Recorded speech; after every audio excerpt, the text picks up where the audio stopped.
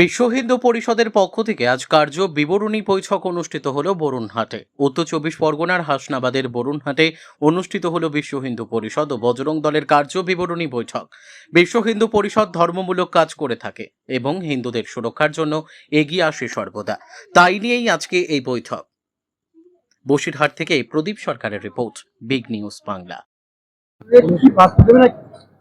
আমাদের একটাই কথা, সেটা হচ্ছে যে এই মুহূর্তে ভারতবর্ষ ভাগ হতে হতে অনেকগুলো খণ্ড হয়ে গেছে। এখন যেটুকু বেঁচে আছে সেটুকুও আজকে কিছু মানুষের জন্য, কিছু যারা আছে তারা চাইছে ভারতবর্ষ আরো টুকরো হয়ে যাক, সেটা যাতে না হয় সেই জন্যই আজকে বজরং দল এবং বিশ্ব হিন্দু পরিষদ যে লড়াইটা লড়ছিল, বরাবরই লড়েছে সেই এত বছর ধরে, সেটারই জন্যই আজকে আবার নতুন করে এখানে ওরা এতদিন ধরে বিভিন্ন রাজনৈতিক পরিস্থিতির চাপে আমরা এটা করতে পারিনি, যে কজন ছিলাম বাকিরা ওরা এখন এসে এখন নতুন করে আবার আমরা নব উদ্যমে শুরু করছি।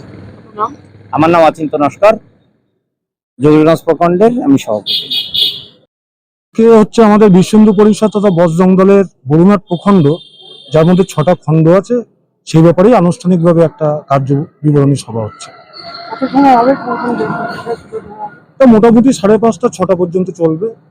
3টে থেকে শুরু হয়েছে। জেলা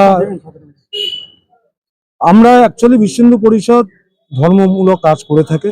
আমাদের সনাতনীদের জন্য আমরা কাজ করি, সনাতনীদের বিপদে আপদে তাদের পাশে দাঁড়ানোর চেষ্টা করি, এটাই আমাদের সংগঠনের মূল কাজ। চিরঞ্জিত চক্রবর্তী, বিশ্ব হিন্দু পরিষদের একজন সদস্য।